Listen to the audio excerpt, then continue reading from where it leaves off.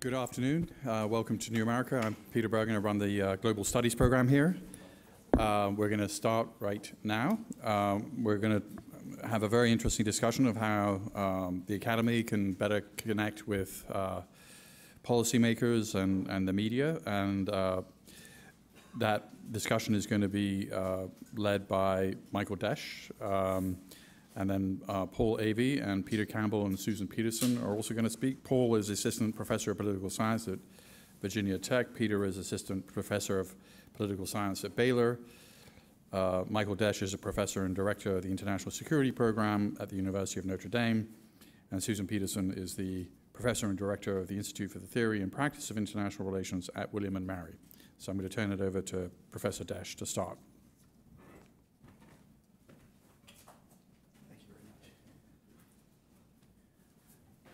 Thanks very much, Peter, both for the kind introduction and also for the New America hospitality. So this is going to be sort of a cast of thousands up here, and it's orchestrated like the Schlieffen plan. So if there's just one railroad switch, that's the wrong way. The whole thing is going to fall apart.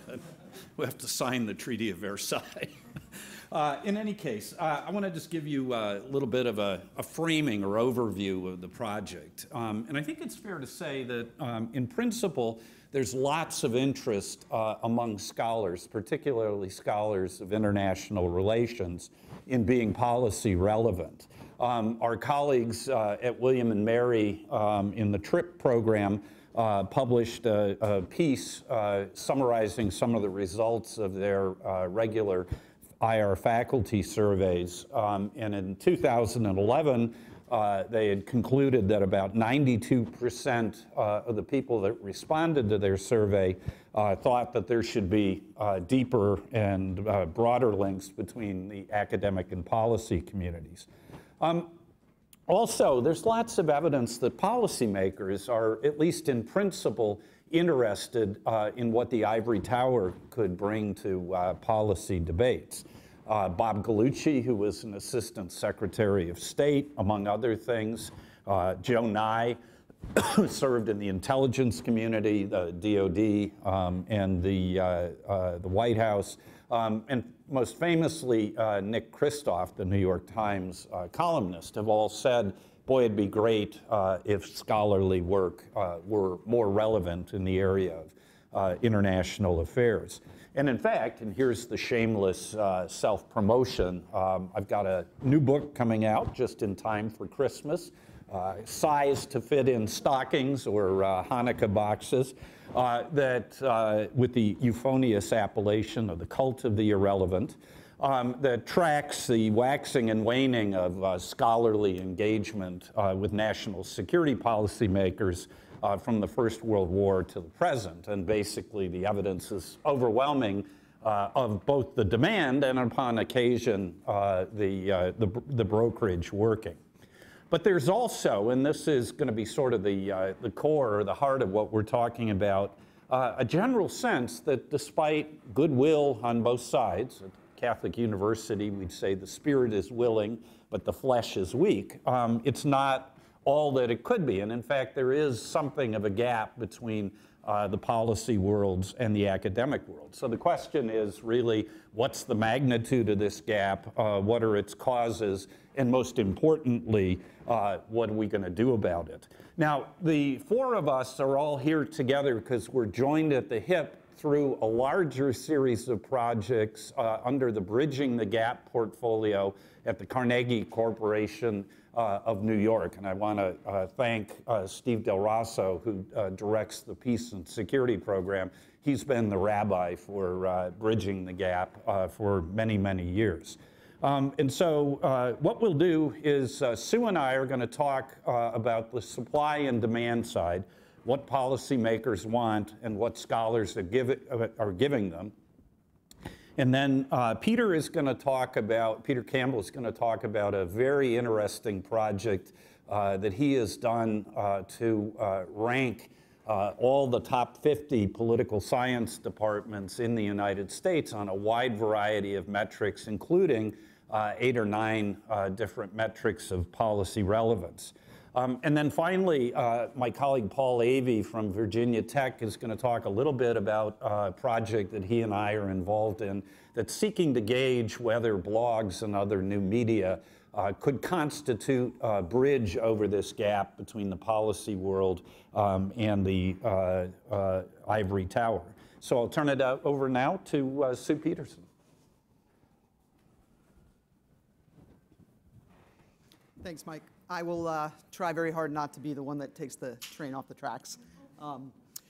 So many people, many scholars of international relations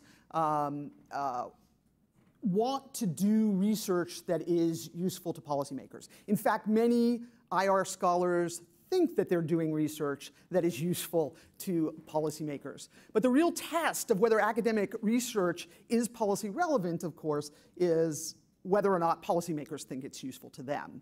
So we set out to ask the policymakers themselves, and we undertook a survey with Mike at Notre Dame and the TRIP project at William & Mary.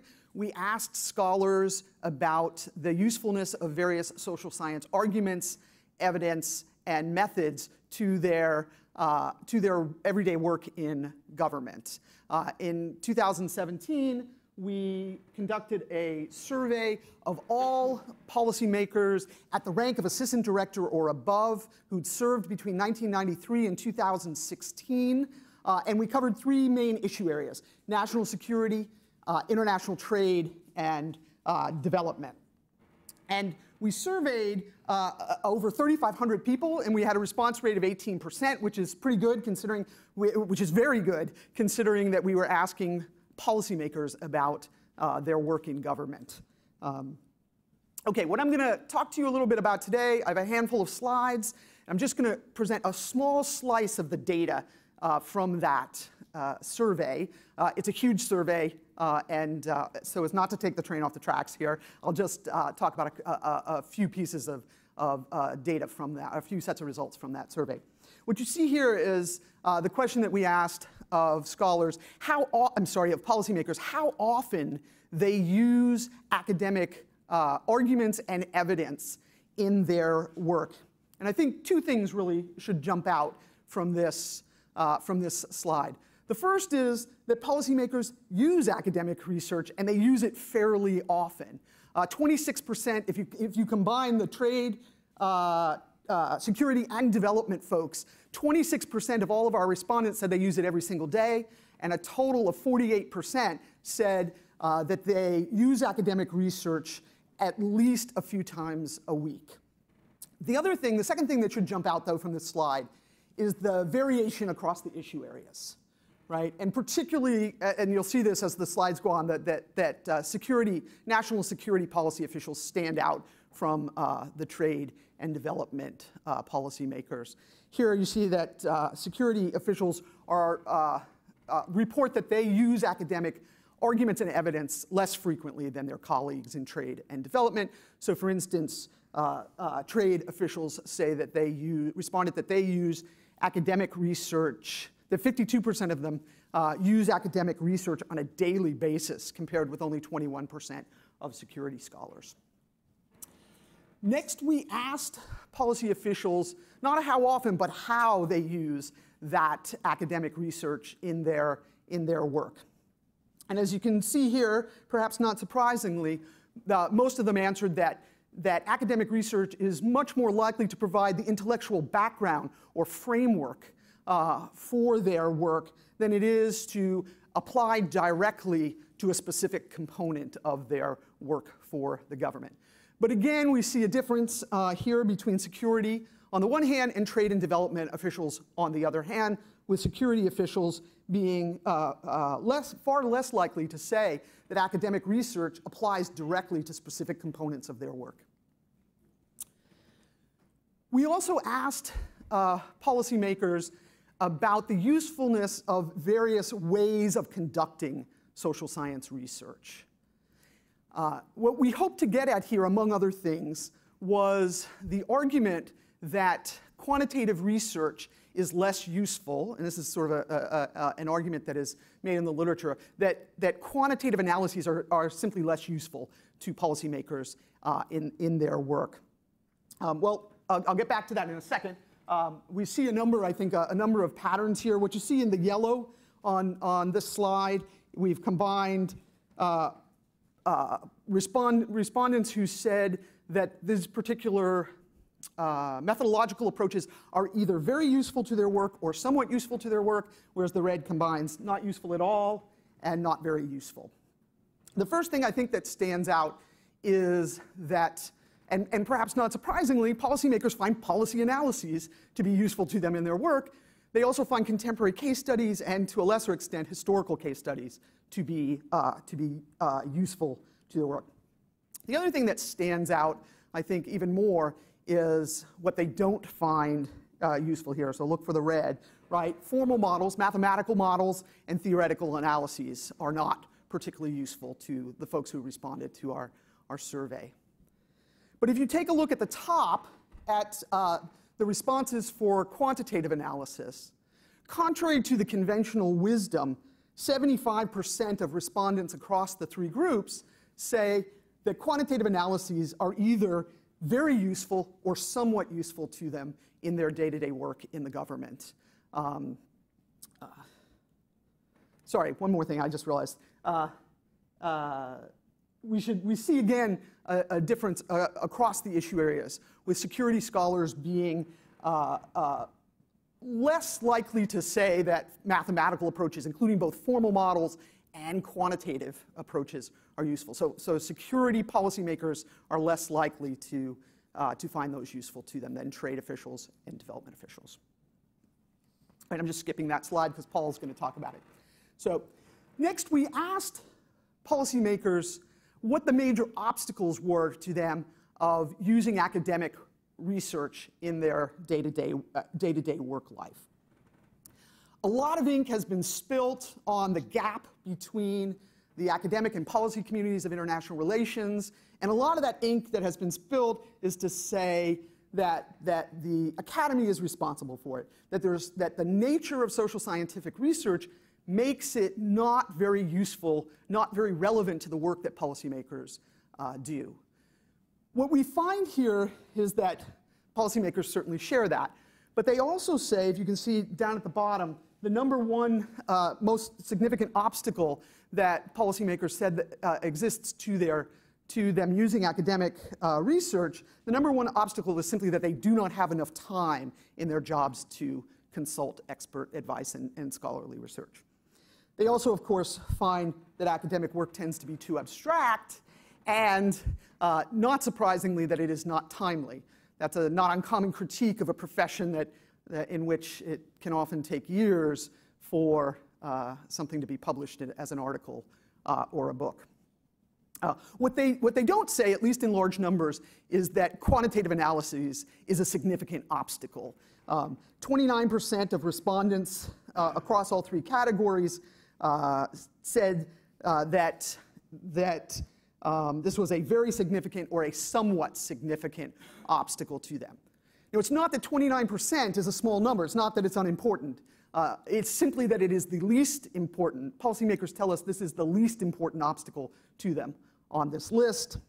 And then final thing, just quickly, we do see, although to a lesser extent, we do see here a difference across the issue areas, again with national security officials being more likely to say that quantitative methods are an obstacle to them using academic research in their work. Okay, finally, we sought to measure whether, if policymakers are consuming academic research, right, if they have access to it and they're consuming it, whether it can influence them when they make policy. So we embedded an experiment, and particularly if there's a consensus among scholars about some particular argument, whether that is going to influence policymakers. So we embedded an experiment in our survey. We asked policymakers whether, if they learned that a certain percentage of IR experts or scholars concluded that a particular policy would benefit the United States, whether that knowledge that the experts thought this was a good idea would actually lead the policymakers to support the policy as well.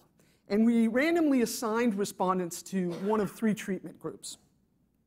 One said 52%, so a bare majority of IR experts said this was a good idea, 74% or 93%.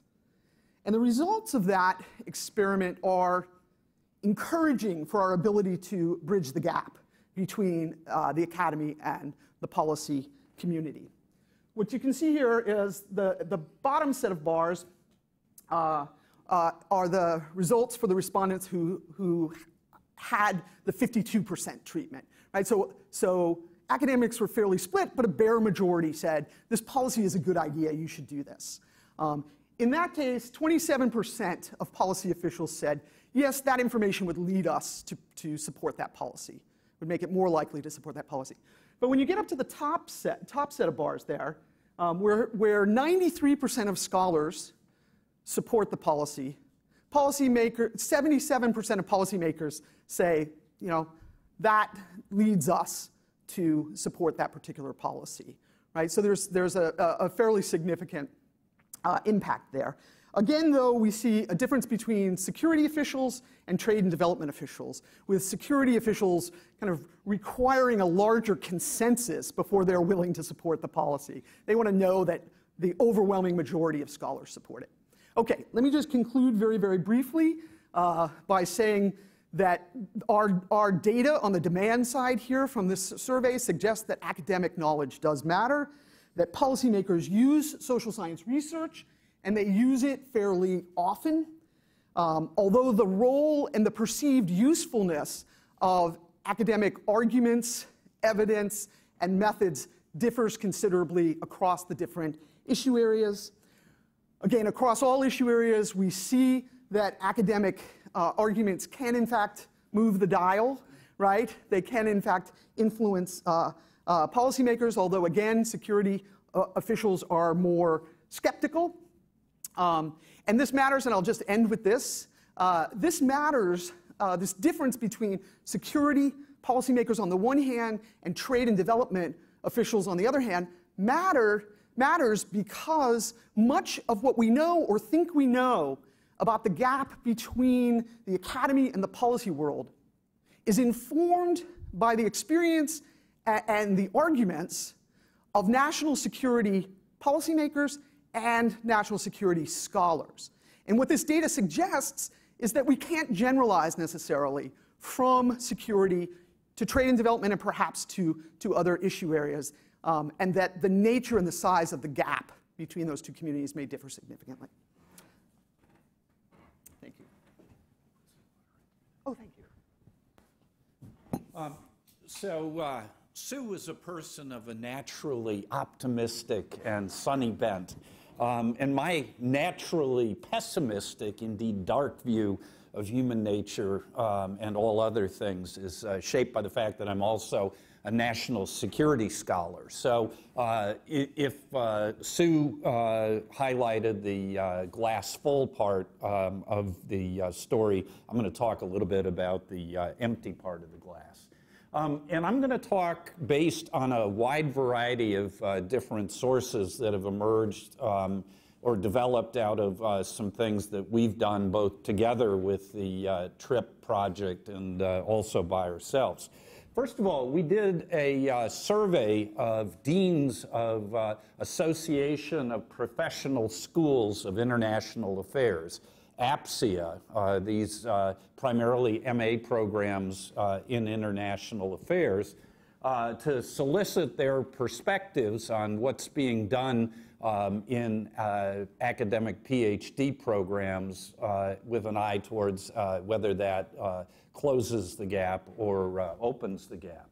And our assumption here was that APSIA deans would tend to reflect the policymakers' perspective, so they'd be a good group to ask. Actually, you know, they're sort of the center point of the bridge between the two worlds because they'd also presumably have a really good handle on what was going on campus, particularly in disciplinary departments. Our colleagues at the TRIP project, and specifically Sue Peterson was involved with us as we were putting together the whole survey, And she came up with the brilliant idea of also including the department chairs of the top 50 political science departments as sort of a comparative baseline between the two groups. So we administered this email to potential respondents, and we were working with Jim Goldgeier, who then was the Dean of American University's School of International Service, and also not coincidentally the director of the of APSIA. We asked deans a series of questions, got a pretty good response rate out of 41 deans of members or affiliate schools, 56% said yes. And similarly, chairs of the top 50 political science department also rallied to the survey with great alacrity. Two other sources of data that we've used, I'm just going to flag and then I'll show you how I'm actually using it, is a very useful survey of scholarly IR journals that the TRIP project did, and I'll talk just a little bit about one piece of it. And then also sort of the flagship of the TRIP program is their every 3-year faculty surveys, every 4 years. Seems like it was just last year. So let me talk about a couple of things that sort of reinforce my natural pessimism. The first slide here is a slide that was done by the late Lee Siegelman of George Washington University when he was editor of the American Political Science Review, the flagship disciplinary journal in our discipline. The dark black line is his judgment going back to the first issue of the journal in 1904 of what percentage of the articles in the APSR offered concrete or explicit policy recommendations. And what's sort of interesting, you'll note the two peaks here with World War I and World War II, but generally in the period, right before the 1960s, policy recommendations were not unheard of in the APSR. But beginning in the mid-1960s, that changed pretty dramatically. And if you look at the dotted line and the dashed line, that coincides with the increasing hegemony of more scientific approaches to political science.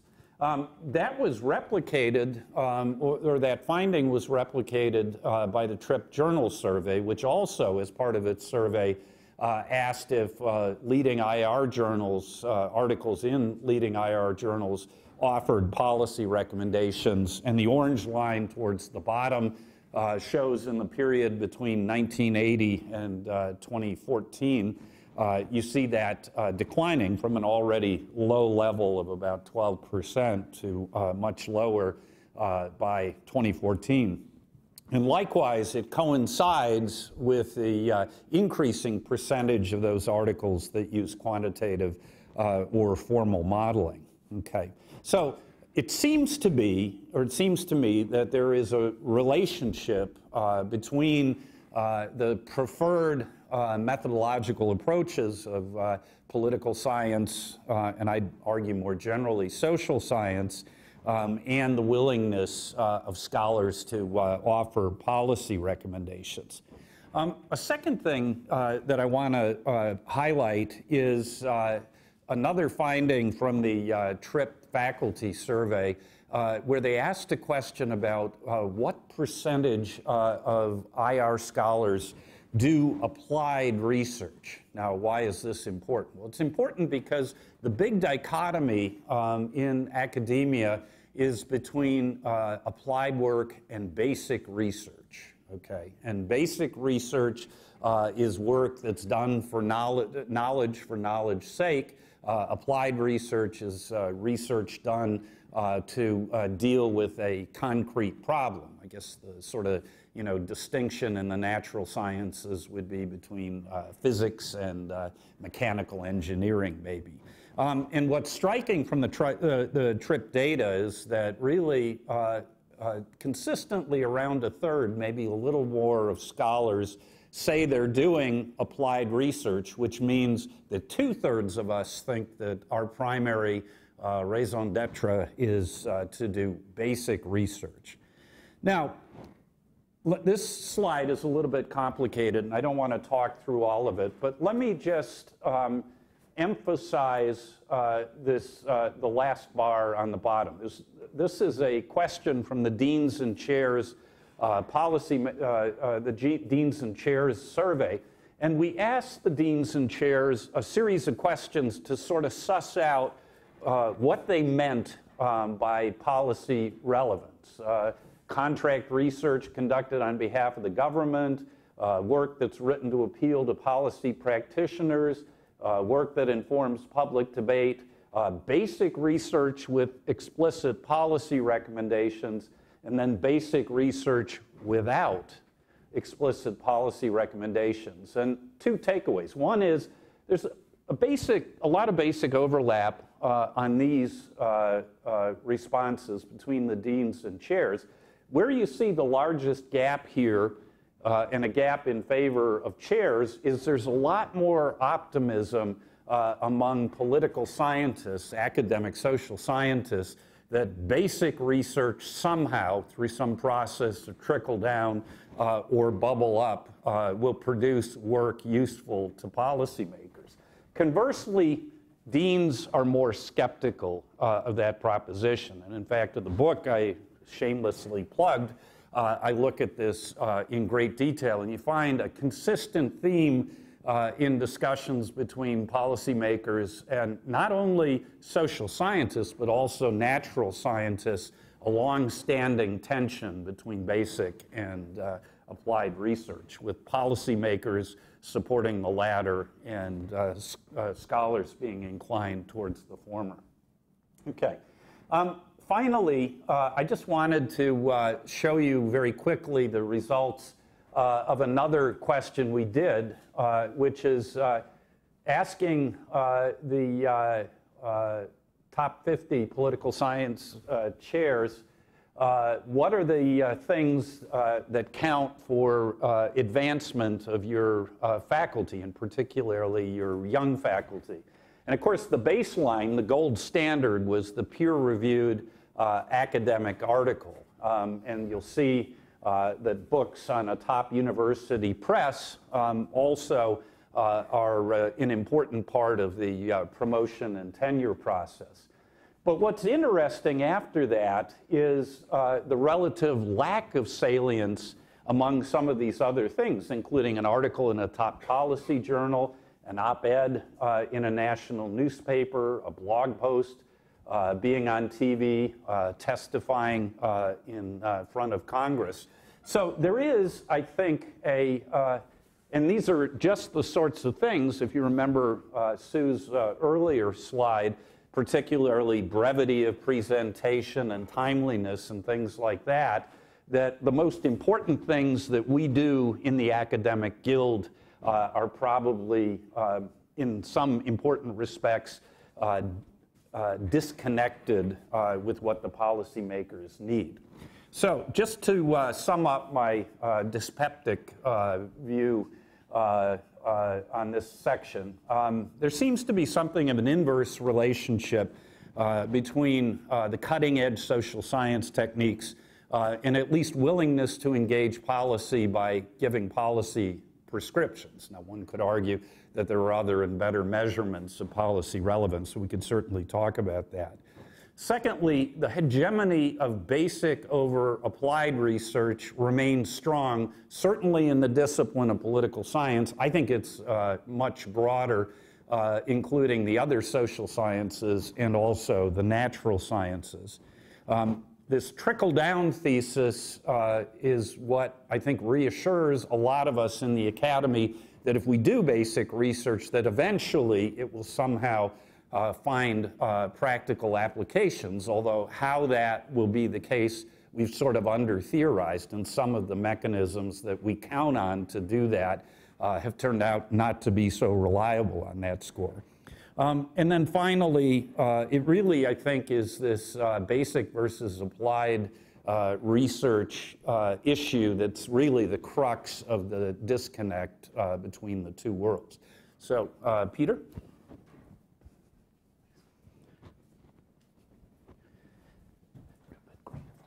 So what we did with the Ranking Relevance Project 2 was an extension of work that Mike and I did that was published by Foreign Affairs in 2013. And the basic idea here was, how does the ranking of a political science department change depending on what you measure? Okay, so depending on, in terms of scholarly impact and policy impact, how do rankings change? So what did we add in the new iteration? Well, we added many more variables, 35 in total, and we added all the other subfields of political science. Initially, we only did international relations scholars. Okay, so now we've done all 4 subfields. And so our objectives were first to determine what's the sensitivity of scholarly rankings, right, depending on what you measure. So for instance, article citations versus books and where they're published. And then we sought to add a number of new policy relevance rankings, or rather measures. So first, who did we look at? Well, we took the original ranking of the top 52 political science departments in the United States from the National Research Council, the gold standard of ranking for political science departments. And we gathered data on all tenured and tenure-track faculty in those departments throughout their entire careers up until 2017. So in total, we tracked 2,004 political science scholars. We then ranked departments across the 35 measures that we developed, both in terms of scholarly impact and policy relevance. And we generated their average scores to give them a rank. I'm not going to present all that today. If I presented all 35, you'd go to sleep and we'd be here all day. So I'm just going to present the results for on 7 of the 35 measures for the top 11 schools, and only in international relations. Okay. If you're not in this top 11 for a nominal fee, I'll tell you where you rank later. We'll meet afterwards. Okay. So first, within the ivory tower, right? How would we measure scholarly impact? Okay. Well, just again, we're not going to go through all 35, but one of the main ones is, how many citations do scholars get across all the political science journals categorized as political science by the Web of Science, which is sort of the main database that scholars use to determine how much impact they're having in terms of citations. We also did this for subfields. So, for instance, in American politics, American political scientists were asked, which journals are the most important journals to your subfield? So we took that list and we counted citations for all people who were American politics scholars. Finally, we generated a unique book score for scholars that counted both the number of books that they published and gave them a weighted score based on where that book was published. And again, the ranking of academic presses was determined by a survey of academics, and they were asked, which are the most important presses in academic political science? So for instance, if you published a book with Cambridge, you get a 5, right? And everything below that, you get slightly less than a 5. But what about their work when they step out of the ivory tower, right? How do we gauge how much academics are engaging in the policy debate in the United States? Well, first we looked at, are they publishing in policy, in non-peer-reviewed policy journals? So a few classic examples: Foreign Affairs, Foreign Policy, The Atlantic, The Nation, The New Republic, right? Those would all be scholars engaging in the policy discussion. How often are scholars presenting testimony before Congress, right? How often are scholars in the print media? And again, we tracked scholars across their entire careers, so some of these scholars maybe weren't, the internet wasn't around when their careers started, right? So we don't want to disadvantage them for that, right? So we used LexisNexis, and we determined how often are scholars interviewed, and how often do they write in newspapers, and also how often is their scholarship mentioned, okay? So that was one of the most important measures. And then finally, how often are they participating in key policy fellowships, right? So these are fellowships where someone leaves academia for up to a year and goes into policy, okay? So the Council on Foreign Relations International Affairs Fellowship and the American Political Science Association's Congressional Affairs Fellowship. What do we find? Well, as Mike likes to say, it's a spaghetti bowl, right? So depending on what you measure, you see massive amounts of variation across the university. So here are the top 11 schools, and here's where they fit in the top 50 depending on what you measure. Okay, so there's a lot of variation here. And really, one of the big things that we're seeing here is that the rankings really seem to be more about reputation than actual impact, both in terms of scholarly impact and in terms of policy impact. For instance, this is Harvard University. Okay, so here are the scholarly metrics. This is international relations scholars at Harvard. Here's the scholarly impact, books, non-peer-reviewed policy, and that means that 0 scholars in international relations at Harvard have participated in the Council on Foreign Relations International Affairs Fellowship. Okay, so what's the bottom line? Well, there's lots of different ways to measure and gauge scholarly productivity, and the same is true of policy relevance. And there's lots of evidence here, I think I've shown, that depending on what you measure determines where you rank. And there's much variation even in terms of scholarly impact. Okay. And it's somewhat worrying that the top-ranked universities are not those that are most engaged in the policy debate. And this is important because rankings matter a great deal in the academy, because that's one of the ways in which they flourish. Thanks.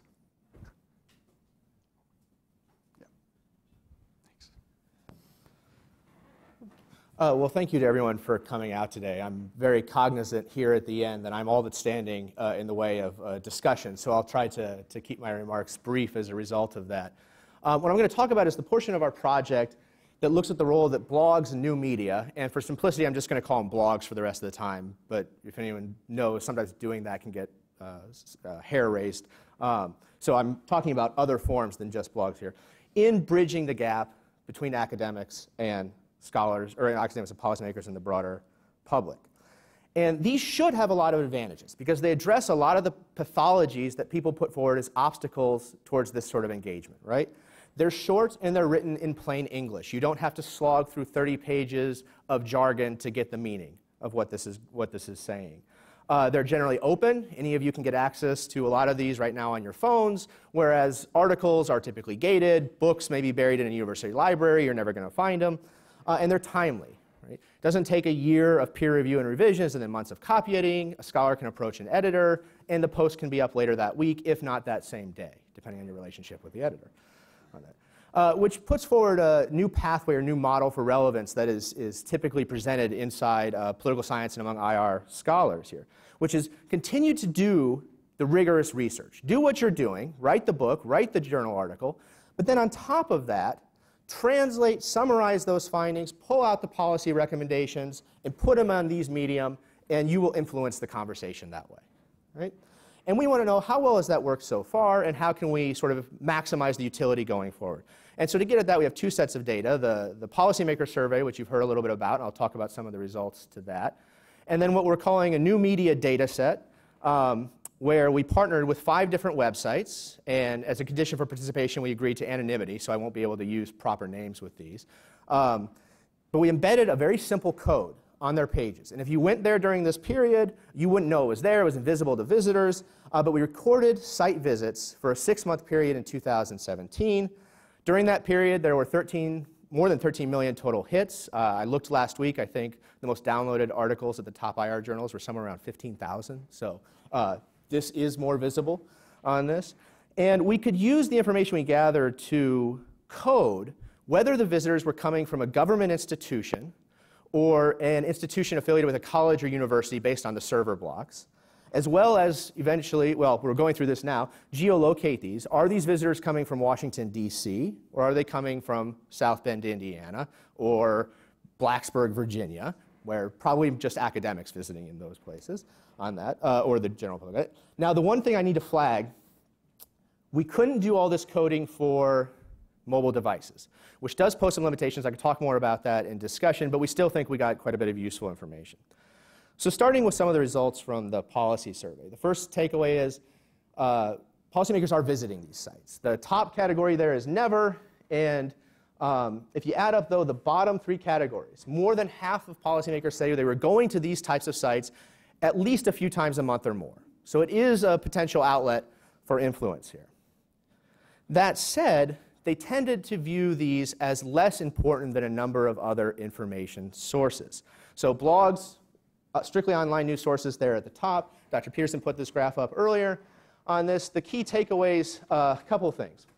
One, what we might consider more traditional outlets, newspapers, policy journal articles, think tank reports, plug for think tanks here on this, typically viewed as much more important by policymakers across all the different fields we surveyed on this.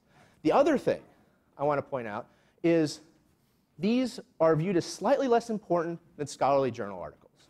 Now, that's a problem for a model that says blogs are the solution to policymakers not reading scholarly journal articles if, in fact, they think scholarly journal articles are more important on that. So why are they going to these sites then? By far, the most common response across all the different issue areas was supplementary news source. Not for policy recommendations, not to get academic research translated or summarized for them. Now, this still provides an outlet for scholars, but it's a slightly different one than that model. And it means, I think, academics need to be more conscious of this when they're thinking about when are you going to post this. It's not enough to just say, well, I wrote the book, I did the blog post, I'm relevant. Right? You need to talk when the news cycle comes around or when the policy debate is spinning around to that issue. That may seem obvious, but I think it's one that needs to be maybe hammered home a little bit more within the halls of the Ivory Tower. In terms of which sites they visited, and this is for all the different issue areas combined rather than trying to break them out, the key takeaways here, those sites that had a sort of institutional affiliation, I should say, we chose these because we knew that there were academic IR scholars that were contributing to these, or they were run entirely by academics. Those sites that had an institutional affiliation with a think tank like Lawfare, a news outlet like Foreign Policy, tended to be more visible. War on the Rocks has a broad base of contributors beyond academics, a lot of former government officials, former military officials. And those tended to have more policymakers saying that, yeah, we went to these sites. Whereas those that were more purely academic, both in content and contributors, tended to be a lot less visible to these audiences on that. The monkey cage, which if you talk to a political science, will be the gold standard that political scientists put about. It's the most visible, most highly regarded, I think, in our field on this, is kind of in the middle. It has the institutional affiliation with the Washington Post, but at the same time, it's primarily scholars that are contributing to it, not a broader base of contributors. That said, I do want to highlight here, that number might be a little low. It is very possible that policymakers are visiting Monkey Cage and not realizing it's the Monkey Cage and just thinking it's the Washington Post on that. But that does go, again, the institutional affiliation. So the point here is location matters quite a bit in terms of this model having the impact it's supposed to. And then the last piece of data that I'll talk about here is from that new media data set that I mentioned. And what this shows is the percentage of visitors that we could identify coming from a government location, government server block, versus a university, college, et cetera, education on this. You'll notice it's always a lot more scholars going than policymakers in these cases. Affiliated is an individual or a group that is contributing to a site managed by some institution, all right? Some news outlet, some think tank, some university. Unaffiliated, it's just the scholars doing it themselves. A group, it's a broad number of contributors or outside contributors. An individual, it's just one person doing the bulk of the content on this. And I won't go through everything. I just want to highlight a couple of things that sort of reinforce some of the results we've talked about. The affiliated individual, so someone associated with something else, tends to have the smallest percentage of visitors from education. So they're speaking to a broader audience in general. And the second highest number of government visitors. This was also the second highest overall number of visitors. Again, talking about the importance of partnering with some sort of more visible outlet on this. This had by far the most number of visitors overall, and also the highest number of government visitors. But that site does not translate and summarize a lot of academic research. It's primarily short posts that are commenting on the news. Again, getting back to why are policymakers visiting this? Supplementary news sources, these sort of things, not the sort of new model thing. So just to sum up some initial and tentative, I think, findings, they are going to these. And the fact that more than half said they went a few times, I think, is actually pretty good, given that a lot of these websites weren't around the entire period that we surveyed. The online ecosystem is fairly young. That said, policymakers in the survey tended to rate other information sources as more important. Sites with either broader content, non-academic contributors, or institutional affiliations were much more likely to get the voice in the conversation here. And policymakers are going to these primarily to get additional sources of news, not to keep up with the latest academic findings on this stuff. So going forward, then, I think the question is, how can we do better? How can we maximize this with our ability to influence this? Okay, one last slide, and then we'll take it to broader discussion. So this glass half full, glass half empty sort of presentation, I think. There is substantial evidence on both sides of the Ivory Tower Beltway Bridge in cooperation, and that's important. And secondly, there are important areas of overlap, particularly in the areas of trade and development. So it's not surprising that the gap there is particularly less yawning as it is on the security side. And finally, I think the combination of all this stuff that we've done actually is going to help us draft a pretty clear roadmap for deepening cooperation between the two realms down the road. So that's all to the good. The half-empty part is scholarly incentives don't fully mesh with the policymakers' needs. And I think that that is pretty clear from multiple sources. Secondly, this ranking thing is really important because I can tell you as a college professor and a current and former university administrator, the #1 incentive that programs in universities respond to, well, the #2, money is the #1. But right after money and rankings are inextricably intertwined, is ranking. And I can tell you, having been a department chair, a top 50 political science department chair, when the last round of the National Research Council rankings came out, you would think the Japanese had attacked Pearl Harbor for a second time. We were on a 24/7 crisis operation. And it wasn't just us at Notre Dame. It was, I think, everybody except maybe Harvard or Princeton or whoever was #1. And their hair was probably on fire, too, because they saw the handwriting on the walls. And then finally, at least thus far, and surprisingly, the potential of new media to serve as a bridge between the two realms has not been fully realized. And so that's our story. We're sticking to various parts of it. And so, Peter, do we want to go to all come up here?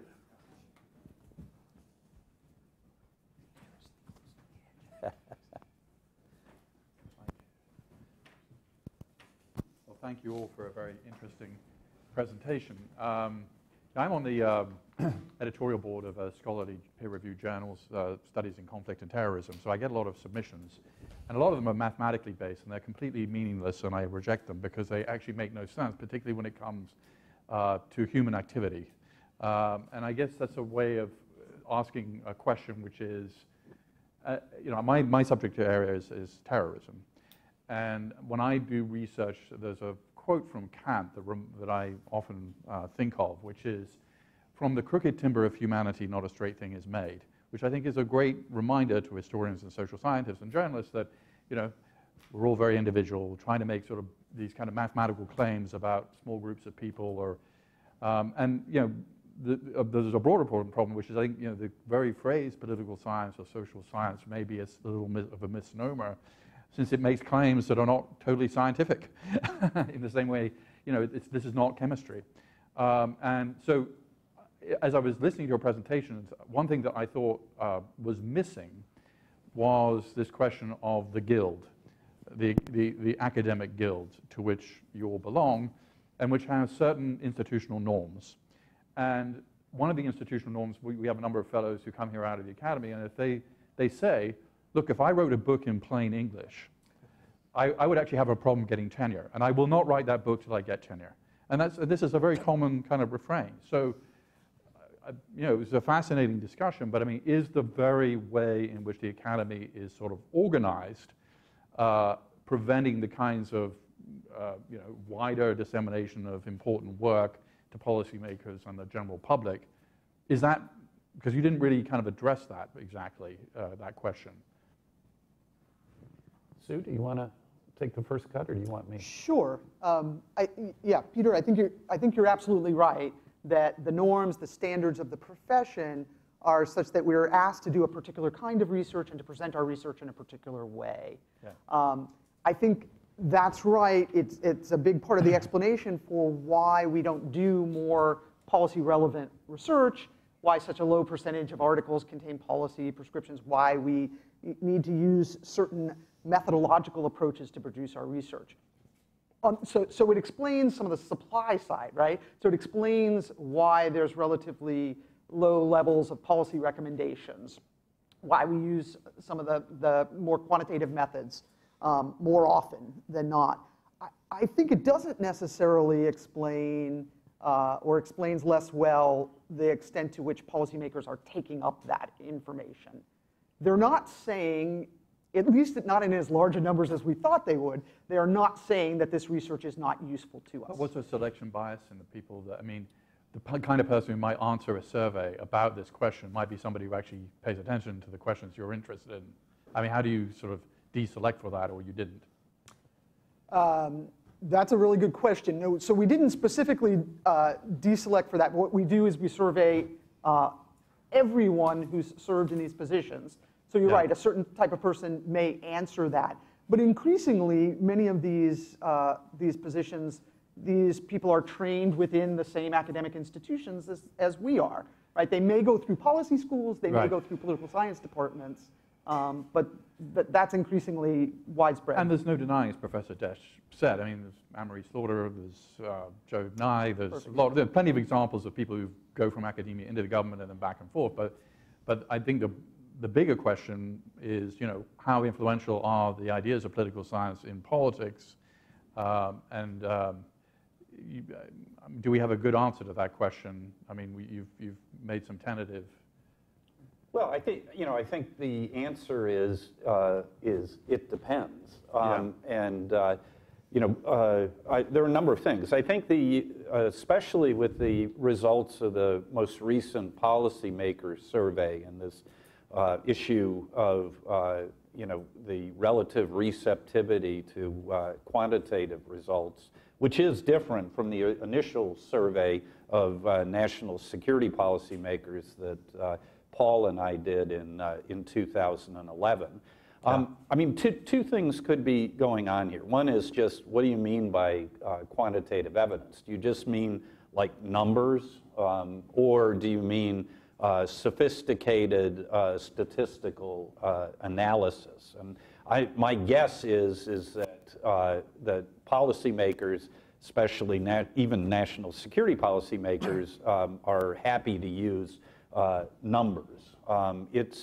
This brings me to the second argument, which is I think that there is and this theme I develop in the book more than comes out in the survey. What's it called again? Cult of the Irrelevant. Okay, who's the publisher? Princeton University Press, $35, pre-order on Amazon. Yeah, great Christmas gift. Yeah, exactly. Or Hanukkah, or Eid al Kwanzaa. Yeah, Kwanzaa.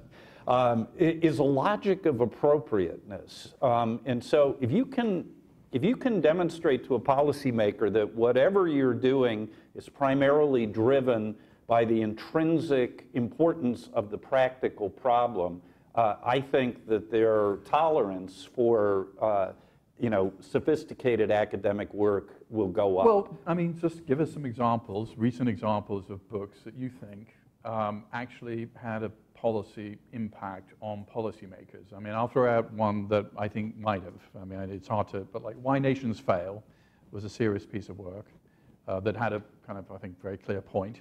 Right. But I mean, there are not lots of others that are leaping to mind, but you guys do have the answers, right? Well, wait, what about Bob Pape's book? Yeah, but except he was totally wrong. I mean, he claimed, if you're not familiar, Pape claimed that suicide attacks were always a response to foreign occupation. Now, this is right at the beginning of the Iraq War. So this argument sort of seemed to be very, very persuasive because it kind of, if you were against the war, it said, hey, well, the reason there was... But, you know, this is one of those great social science experiments we actually run. We pulled out of Iraq. Suicide bombings got much worse. ISIS came along. It was nothing to do with... So and he completely discounted the role of, let's say, ideology and Shia sectarianism. So yes, his book was influential, but like a lot of influential books, it was also totally wrong. Okay, well, I mean, that's sort of a high standard. And if we start excluding wrong but influential, then we're in trouble. Yeah, but let me just give you an older example, but I think one that's quite telling. Thomas Schelling, the late Nobel economist, you know, one of the original wizards of Armageddon. And not just, by the way, in security affairs. He started out working on the Marshall Plan. And his book, Strategy of Conflict and Arms and Influence, was, for its day, pretty much, you know, sort of cutting edge in terms of game theory. But that was half a century ago. No, it was. That's absolutely right. But the key lesson to take away from it is that it was influential among policymakers, and it was because it addressed concrete problems that they were wrestling with. So his colleague, John McNaughton, was the Assistant Secretary of Defense for International Security Affairs and working arms control issues.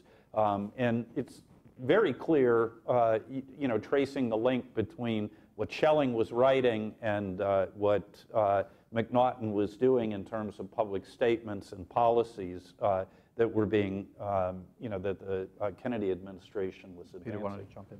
Yeah, I mean, I think the example I'd use is Learning to Eat Soup with a Knife by John Nagel, right? I mean, it's written by a, you know, I mean, he had a PhD, but he's not an academic. Well, if you go read the book, it's an academic book, well, clearly. No, but I mean, it was his dissertation. dissertation. I mean, I think that's an exception that proves the rule. He wasn't an academic, qua academic. But, I mean, I think it's clear that, for instance, it was handed around the entire U.S. Army and played a key role in transitioning the Army back into counterinsurgency during Iraq. Whether you think that's a good thing or a bad thing, it clearly had influence, and he developed the book in an academic setting and did it based on academic standards. Okay, so we'll accept that. That's one. So any other examples? Where are we up to? Well, I mean, the point is, I mean, I think you're answering the question rather eloquently by the, we're not. There are some other, in my substantive field is nuclear studies. There have been some pieces recently that have at least gotten attention and been discussed. Keir Lieber, Darrell Press, you know, had foreign affairs exchange with people in government, very much academics. Yeah, but and another one departments. completely wrong, right? Well, but again, this is if you do want scholars to have influence, because then some of these ideas maybe no. But the issue comes up when there's that initial thing that's addressing this issue, and then what happens is people rush in to show on the narrow academic or narrow methodological or coding. That's how scholars get promoted and tenure and everything as well. They coded this thing wrong, and that's where it becomes sort of goes off the train tracks. Is it's no longer concerned with the problem. It's concerned with let me show you how this other guy or guys or gals got it wrong so that I can make a name for myself and become a bigwig in the field and impress everyone at APSA. Yasha Monk. I mean, he's a fellow here who's also at Harvard, and he's written about the rise of populism. I mean, there are examples, but I mean, there's just not a lot of them, right? William Easterly's the elusive Yes, William question. Easterly is a good example. Okay, if you have a question, raise your hand. Anne-Marie Oh, the boss. Hi, all, and I apologize for being late and leaving early, but obviously this is a subject that's close to my heart. I will say, although it's not foreign policy, that the biggest impact I know, Bob Putnam's work has been huge in democracy and building democracy, but also social capital. And one, I want to offer a couple of additional theses and ask if you've done this work. One is, we're in a world of power laws, right? That instead of the bell curve, lots of people have a few citations and then a few grab all. And that is the way the internet evolves. That's the way actually academia evolved over my time with the star system, where some people were sought out by everybody, others much less. So one question is just, there are people who have huge influence, but it's winner take all, which is the structure of the larger economies, one possibility. The others, the one that I see the most, and you all touched on it, and I just wonder if you've done this data analysis. Joe Nye's generation of international relations scholars went into government a lot. Now, you mentioned the few, but Aaron Friedberg, Tom Christensen, me, John Eikenberry, but 1 year ago, a long time ago, it's a tiny number. So I would love to see the data. If you go in and out of government, well, the people in government had to read what I wrote because I was their boss. And so I'd like to see that. And then the other, I just wonder if you've done this analysis, is who's on the book list that the Joint Chiefs circulate. Because Peter Singer, who's here, he has ghostly. If you want to write something with influence, write a novel. Right? Everybody, lots of people have read that, but I'd love to see if you've done that analysis, how many academics are on versus PhDs, perhaps, who are not in academia. I haven't done the book list, although we've talked a lot about it, and that's a very interesting way of thinking about it. And I was thinking of the novels. There was a novel that was very popular among military officers, and when Hugh Shelton was the chairman of the Joint Chiefs of Staff, he really leaned on people to read it, and it was by a guy, Anton Meyer, Once an Eagle. And a very dark portrayal, not only of the officer profession, but also American society. But that's a different lecture. But I do have data on the issue of CFR IAFs, Council on Foreign Relations, International Affairs Fellowships, for those of you who don't know, a very important program set up in the mid-1960s, the explicit intention of which was to cross-fertilize between the academic world and the policy world. And so we have data back to the inception of the program through, I think, 2015, maybe 2016, about the percentage, 2016. 2016. Yeah, he did the calculation. So from being over 85% academic early in its life, today it's down to around 10 or 15%. And so CFR has tried a bunch of things. I mean, one argument was that because the CFR-IAF was primarily focused at young untenured scholars like Paul Avey, who's got a CFR-IAF he's going to do next fall, that it was just didn't sync well with the academic life cycle. And so the CFR now has a new IAF that Carnegie is supporting, I believe, for tenured faculty members. We'll see what happens with that. But my reading of the secular trend is that the old model of people like Schelling, like Sam Huntington, like Joe Nye, like Anne Marie, is becoming less and less common. And you still have the Tom Christiansens and the Aaron Friedbergs and the Peter Fevers and the Paul Aveys, but not many more. Nadia Shadlow. I mean, Nadia, an exception that proves the rule in this case. Yeah. But the Google Scholar, you didn't mention it. Is it a useful tool? So we didn't use Google Scholar because Web of Science tends to be more accurate with counting things like citations. Only peer-reviewed journals, or Google Scholar picks up other stuff? Or what? Google Scholar tends to double count. So if you're an academic, use Google Scholar. But Web of Science, much less. We found the data, when we compared Google Scholar data to CVs and Web of Science to CVs, we found Web of Science much more accurate. How do you access Web of Science? We access it through our university library systems. Okay. They have to pay for it, so it's paywalled. So, and Google Scholar's not. So, by the way, I think the Anne-Marie's idea about the Joint Chiefs book list is a great idea. I mean, like, you know, because it's not a huge universe of things to look into, and it would actually, I mean, these lists tend to be 20 books, and I mean, clearly, if the Joint Chiefs are recommending them, it's the books they've read and find influential. Other questions? Brian Barber. An academic at New America. Brian Barber, fellow at New America and also a professor of social and political psychology, University of Tennessee, recently emeritized. So appreciate all of that you said. One thing I'd like to hear more from you is about policymakers, or as you perceive them. You painted a portrait of them as if they are kind of neutral, unbiased, ready to consume whatever academic information may come their way. But in fact, they're political actors, most of them. And I know from experience that some of them have quite rigid standards about what they'll view as good research and not, based on the content. So I wonder if you just discuss more about the difficulties on the policymaker side in terms of getting our stuff attended to. After you, Alphonse. It's an excellent question. It's not something we get at very easily with the kind of with the survey that we did. But you're absolutely right that policymakers, like anyone else, are reading things that they're selecting based on their pre-existing beliefs.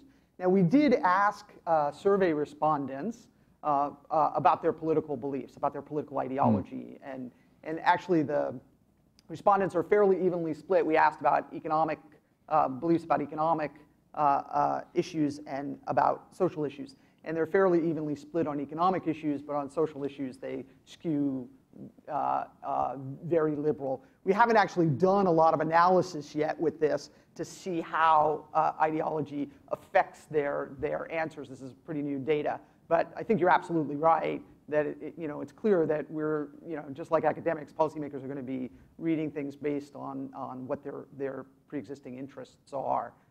So you're right, that's something we built it in, but into that question, we did not ask partisan affiliation, but we did ask about ideology. So Alexander Layton, who's a famous social theorist at Harvard, was called up along with almost the entire academy during the Second World War, and he was in the Office of War Information doing analytical work.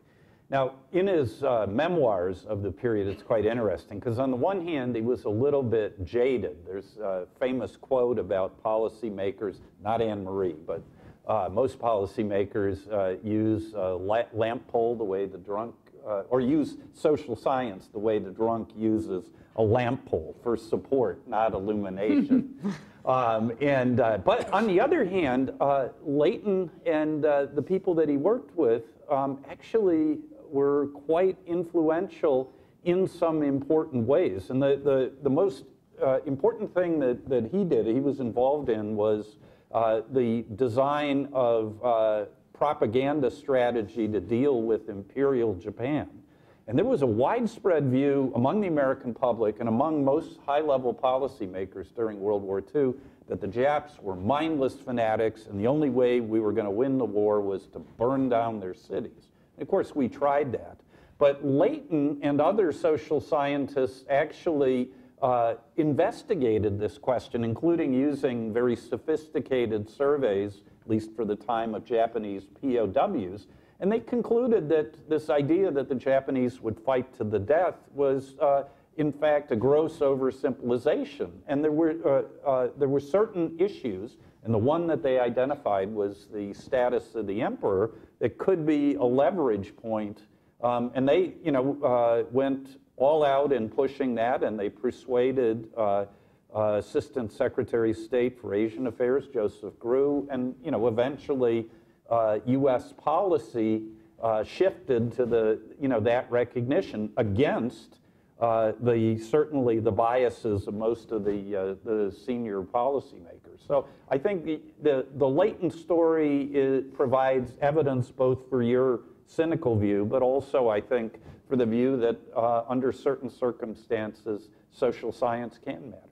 On some of your findings, I mean, they're fascinating on the trade and development, and I think it's sort of intuitively, I mean, these seem to be technical subjects, and then national security, I mean, a paper from the American Political Science Association, when you're dealing with, Kim Jong-un, Machiavelli might be a better sort of, I mean, you wouldn't turn to political science to deal with a national security problem like North Korea, right? Would you, or would game theory with Schelling, would he be useful, or okay, we're dealing with this problem right now. So if you were advising President Trump or John Bolton or about this negotiation, and you were to point to a work of political science that would be useful, what would you say? Victor Cha was a colleague of mine at Harvard. I think he was a classmate of Sue's at Columbia. Yeah. He's got the exact same scholarly pedigree as Sue, and he's the guy I would look to, and I think, unfortunately, President Trump isn't relying on him, but no. a lot of the rest of us I'm talking more broadly, not about a person. I mean, Victor Cha obviously could give it good advice, but I mean, is there a political science answer to the problem of Kim Jong-un, or it doesn't exist? Sam Huntington and Dick Betts, both card-carrying political scientists. Sam was the president of the American Political Science Association, did a contract study for CIA in the mid-1980s. Got him in a little bit of trouble, but not having anything to do with the quality of their results, about the political consequences of long-term personalist regimes. And I believe that the study, when it was a classified CIA study, got a lot of attention, and I think the public version of it that was published in International Security was regarded as a credible piece of social science work. And I think in terms of thinking about the future of North Korea, the two types of people I want to talk to is first of all I want to talk to the China specialists, because I think that they have the largest equity and the largest influence. But secondly, work like Huntington and Betts on the fate of long-term personalist dictatorships, I think, is very useful. Yeah. Gentleman here. Just wait for the mic, identify yourself. Thanks. I'm Morgan Kaplan from Northwestern University. My question has to do with what about the role of identity in potentially bridging the gap, and whether questions about how the different sides view each other actually affect what's being read and what's being taken seriously. So, for example, the word ivory tower was used in the title of this talk, but I think many people within political science, especially within national security, don't really see that as a reflective term of what we do. Many of us go abroad to conflict zones. We engage with people that even members of the government cannot. A lot of people have real-world experience that I think people in the policy world would be interested in. That also includes American politics and other subfields. So is there a sense from the data that maybe this is just a problem of understanding what our different expertise actually are? And this gets to the question of the relevance of people versus actual scholarship. Maybe individual pieces of scholarship may not be policy relevant, but those people are because of their experiences. And I think it would also be worth noting that I think many policymakers are themselves relevant, not their actual works or small memos they may put out on a day-to-day basis. Thank you. Yeah, that's a really interesting question. I think you're right zero in on that term ivory tower, which not only, as you point out, perhaps is not accurate in terms of what we do, but is also seen outside of the academy, especially as a pejorative term, right? So it's a really interesting question, as is the role of the individual in this. And so I think you're right. There are certain individuals, particularly to go back to Anne-Marie's left now, but to go back to her question, these folks who go in and out of government end up, of course, having much more influence down the road. And it's not necessarily a particular piece of scholarship. But that said, their influence is often based on the scholarship that they do. So Peter's asking us, name a book that's important and that's been really influential. And we struggle a little bit. We come up with a few examples here and there. And in fact, part of what we're saying is that the academy is not as policy relevant as it should be. But the underlying research leads some scholars, right, to be able to engage with policymakers, to form that, as our question asks, to form that intellectual background or framework that policymakers could use, rather than saying, here's the specific policy recommendations. So in fact, we see in the data that we've collected that very little of the literature that academics produce actually includes very specific policy recommendations. Ironically, the security scholars, the security scholarship has the highest percentage of articles and books contain policy prescriptions, explicit policy prescriptions, and yet that seems to be the least useful to policymakers. But it's the basic research, the underlying research, that seems to be useful to policymakers. And this is a roundabout way of answering your question, I realize. But that, I think, would suggest why certain individuals, rather than a particular book that they've written, have influence, whether they're giving testimony, before Congress. I mean, Jim Fearon on the causes of civil war, right? Or a lot of his research tends to be at a fairly abstract level, right? He uses formal modeling, he uses quantitative methods, and yet here's someone who has been able to translate that research in congressional testimony, in op-eds, et cetera. So I'm not sure if that's what you're getting at. Good. Just briefly, I think a lot of times when the question gets asked by someone in policy circles or in the public of, we couldn't find anything great on issue X in this. And the first reaction of academics is, what are you talking about? I'm just going to list off 10 books right here for you that you can go and see. But the data on, and this is kind of obvious, but the timing, policymakers aren't going to have the time to go out and do that sort of stuff on their own. So it really comes down to, I think, what Sue was saying. It's necessary for academics then to be more proactive if they want to engage in these sort of conversations and actually get their name out there and go out and make these connections. So that way when something gets put out, it's more likely to come across the desk of someone that says, hey, I know that person, I can invite them in, and that's how you do that. Rather than, I think,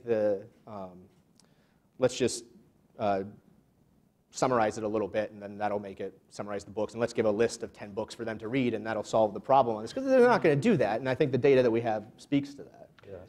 But also, just on the presentational piece, another project under the Bridging the Gap portfolio is Jim Goldgeier's program at AU, and a big part of what they do is sort of remedial education for, Morgan, I don't know if you ever went through this, but we sent Paul to it because he was way too, clouded, head in the clouds on it. But there is stuff you don't learn in graduate school beyond teaching. You don't learn that you need to be effective. And some of the the skills of communication outside the academic realm are important. Just the last thing I would say is ivory tower is pejorative, but the first pejorative phrase for us was eggheads.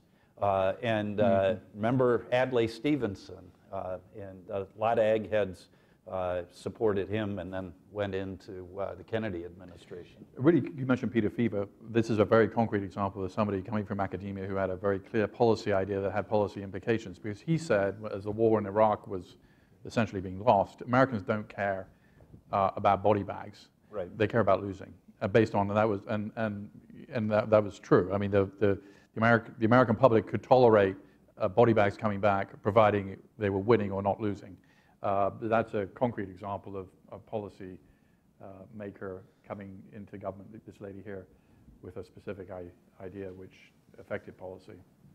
Hi, I'm Natalie. I'm a graduate student in political science in Texas. My program is starting to restructure itself, become more policy-oriented. We implemented a new class on academics writing for non-academic audiences. What can programs do if they want to become more policy-oriented to restructure themselves to get more into this field, and how can other programs do that as well? Well, my pet rock is that, and this is true of my own program at Notre Dame, is you have a limited number of classes that graduate students can take. And the balance between substantive courses versus methods courses, over the lifetime of my career has shifted dramatically in favor of the methods and the tech stuff. And I think that's important, but the problem is twofold. One is it just sucks up a lot of oxygen that might otherwise be breathed in by substantive courses. But secondly, it sends the message that what we're about is technique and not the substance of the question. So I have no problem with a very technically sophisticated work on an important topic. But just the idea of ramming PhD students through the gauntlet of methods training and then saying, okay, go out and pick a topic, and the law of the instrument inevitably, not inevitably, but often leads people to find a topic that's amenable to what they've sunk intellectual capital in rather than actually, of broader interest. Can I just add very, very quickly? I agree with Mike on this. It's not so much adding new courses. I had a advisor in graduate school, so this is 30 years ago now, who said to me, the best dissertations come off the op-ed page of the New York Times. And so, what he was saying is if you want to study something that makes a difference, you need to be reading the news, you need to be paying attention to current events, and you still may go out and collect 150 years of quantitative data on this type of conflict or whatever your subject matter is. Or you may do a case study from the 19th century, but if you can figure out why that is important today and how it applies to what's going on. So that would suggest, again, you have a limited number of courses. It's not a question of adding more courses. It's how we approach the study of international politics. Right. And could I just say one additional thing would be, I would point you to some of the schools that do policy work really well, right? Not surprisingly, places like Georgetown and George Washington, but also Penn State, UC San Diego, and Duke, right? UC San Diego and Duke are two schools that can have their cake and eat it too. They score very high on the scholar side of things. So first of all, you can argue to academics, hey, we can do policy relevance and we can still hit on the metrics that matter within the cabal of political science, but we can also do policy relevance. So I'd point you, to my rankings, right? No, I'd point you to these schools that are doing it well and figure out how especially how they're wrangling academics to get interested in policy relevance. Jay Parker. Hi, Jay Parker, National Defense University. First of all, a quick note on the chairman's list. Those of you familiar with it know that it is overwhelmingly histories and memoirs, which on the one hand, it means the historians are bridging the gap somehow, more than political scientists are, but that's not necessarily a guarantee that the readers know how to use history, so that makes it problematic. I'm wondering here if we're kind of missing a first-order question in this whole debate, whether or not there's a point at which the gap is bridged earlier than we think. And I say this just as an example. If you wake any policymaker of a certain age out of a dead sleep by shouting where you stand, they're going to wake up groggily and go, it depends on where you sit. Because the policymakers come in with an educational foundation, many times it's freeze-dried and stops with the day they got their degree. And I include some people with PhDs in that regard, not just MAs or BAs. And that people carry that baggage with them, and the rest of their career is an exercise in confirmation bias. And just one quick example, when I was teaching the doctoral seminar in international security at Georgetown, we got into a discussion about academics, particularly academics who taught and had doctorates and rose into positions of prominence in policy making, who seemed to delight when being interviewed in saying that all that academic stuff doesn't matter. And I won't name names, but we can all think of them. So each of the students went back and picked one of those individuals, and in addition to looking at and doing a rough content analysis of speeches, public statements, memoirs, a wide array of information, also went back and looked at kind of the time context and historic context of when they got their graduate and undergraduate education. And yes, correlation is not causation, but the parallels between how they organized and, their thoughts and approached certain policy issues, their gut response to something, a policy crisis or a long-term strategic challenge, could be pretty closely correlated to what the dominant academic thread was that they were likely given when they were an undergrad or a grad student. So while it's important to think about immediate timely results, perhaps we need to be mindful that in our other role as teachers, we launch people into the policy world, and if we do not stress the importance of lifelong education and continuing reading and those kinds of things, they're going to bring academics to practice, but it's going to be academics that were published and discussed and taught 2015, and thank you for reminding me of this, Sue, 30 years ago. You know, another area to consider as a future research, if you haven't done already, which is prompted by that question, I mean, since 9/11, the officer corps in the United States, I mean, it used to be if you had a PhD, it was kind of a kiss of death, but now if you think about Dave Cullen, who's here in New America, Doug Olivan, you mentioned Nagel, but Petraeus, Pete Mansour, I mean, the list goes on. And what used to be a very unusual activity has become a much more standard. Bob Schmidl, who's the deputy commander of Cyber Command, the list goes on. So is this kind of a new phenomenon that's worth examining? Because after all, these are policymakers of a certain kind. Yeah, and actually we have an Army captain who's doing a PhD before he goes to teach at West Point, who's looking at one subset of that.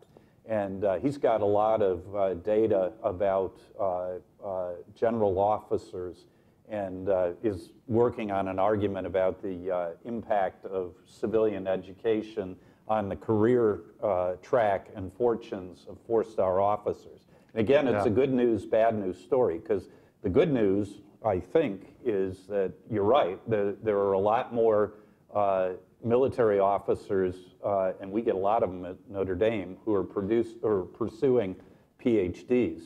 But the bad news, at least at the very top, is that a civilian PhD is a career shortener if you're a general officer. So, like so many things, glass half full and half empty.